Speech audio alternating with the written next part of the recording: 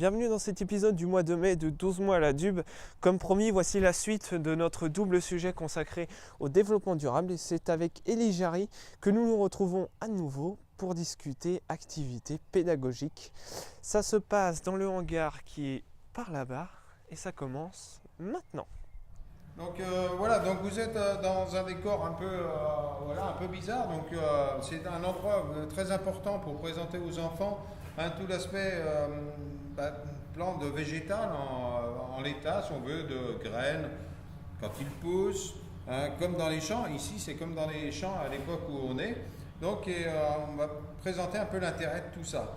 Par exemple, si on prend une plante comme celle-ci, la févrole, eh bien, quel est l'intérêt de l'avoir, si on veut, sur nos exploitations? Et là, tout est important.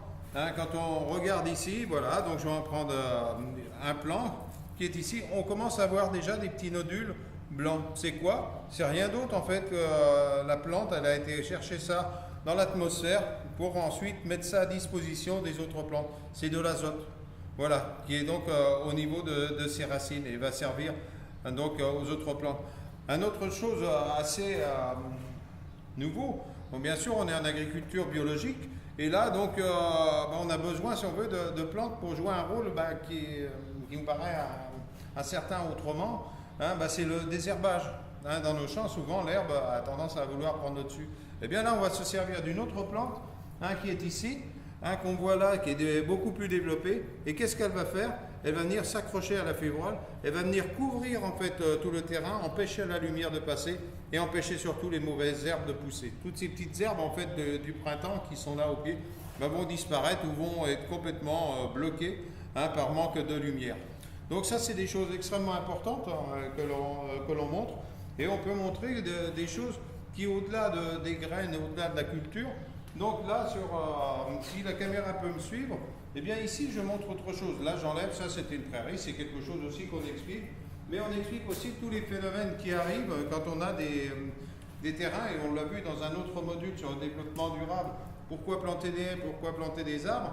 Eh bien là je leur montre, si on veut, quelque chose d'assez étonnant sur les terrains en pente. Regardez, ben voilà, votre eau elle va ruisseler très très vite.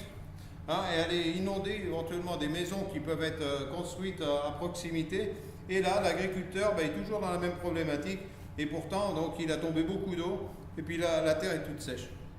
Donc ça, c'est quelque chose qu'on essaie aussi de faire passer comme message. Que l'importance, c'est de pouvoir planter des arbres. Là, j'en ai pas sous le pied, mais on va se servir de ça. Voilà. Donc avec les enfants, voilà, on travaille aussi. Et là, on va créer, si on veut, une haie. Voilà, donc on va créer une haie comme ça, voilà. Donc ma haie est ici. Les petites maisons, elles sont là. Et bien sûr, avant la plantation des haies, elle était envahie par les eaux. Et là, quand on va faire ça, voilà, ça va être bloqué en fait par la haie. Ici, ça n'ira pas plus loin.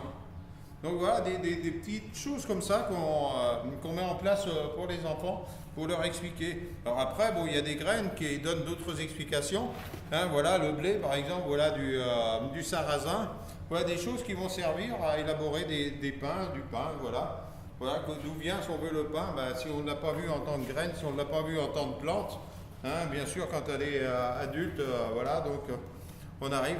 Et qu'est-ce qu'on se sert aussi comme matériel? Qu'est-ce qu'il va consommer?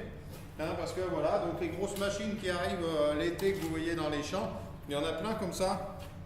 Ils consomment des produits. Et bien là, on va planter, ou on va semer plutôt d'autres graines. Ça peut être du colza. Le colza que l'on voit, tout est jaune actuellement dans les champs. Donc on trouve ce phénomène-là. Et qu'est-ce que ça nous donne?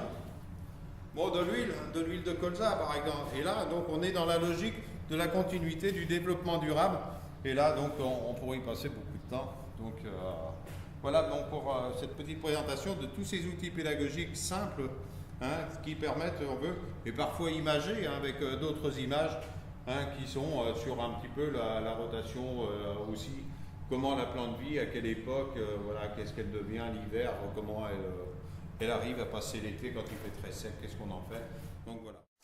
Et voilà, maintenant vous savez tout ce qu'il y a à savoir sur le développement durable, que ce soit au niveau de l'agroforesterie ou des activités qui en découlent. Pour plus d'informations, il y a le site de la DUB, vous le connaissez maintenant, l'adresse s'affiche juste ici.